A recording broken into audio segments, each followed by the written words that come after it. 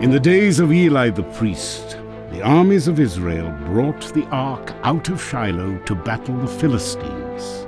There it was captured and passed between 3 Philistine cities.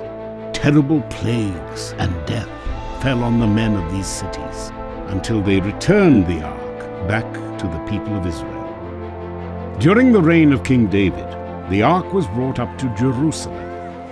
It was placed securely in a tent in the city of David, where it remained until construction of the temple was complete.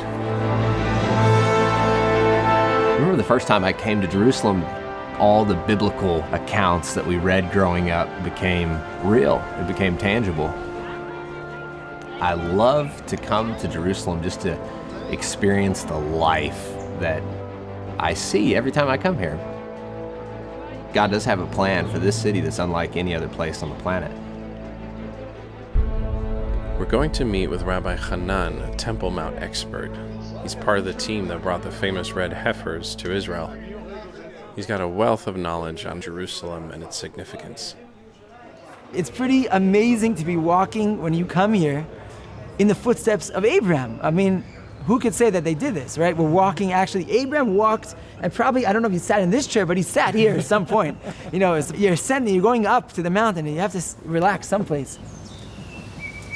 All the nations at the end days are going to come back to Israel.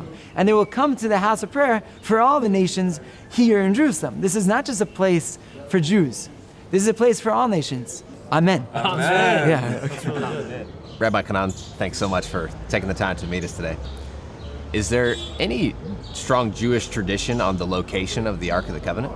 By far, the main tradition is that it's actually deep into the ground, where the area of the Kodesh HaKodeshim, the Holy of Holies, was. So you just have to do an archaeology dig, probably the greatest that any archaeologist in the world would want to come and do, and be able to find the covenant.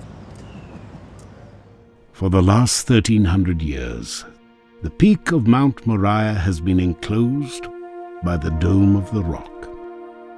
Centered inside is the exposed bedrock of the mountain, known as the foundation stone.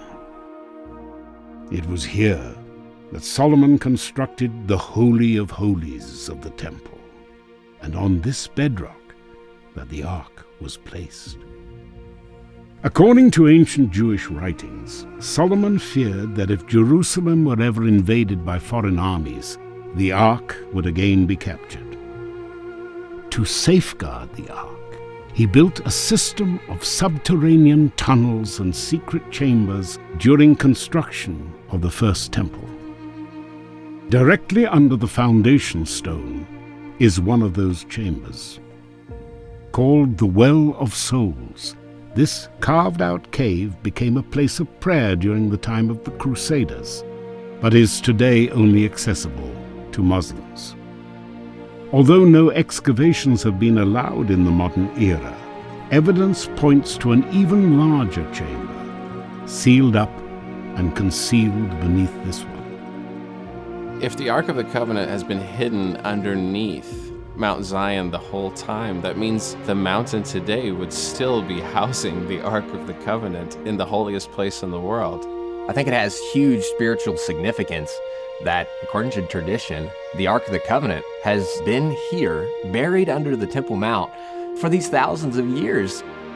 Over 50 tunnels, chambers, and caves are believed to lie beneath the surface of Mount Moriah, many of which have not been explored in over 2,000 years. Begin your adventure at IamIsraelFilm.com.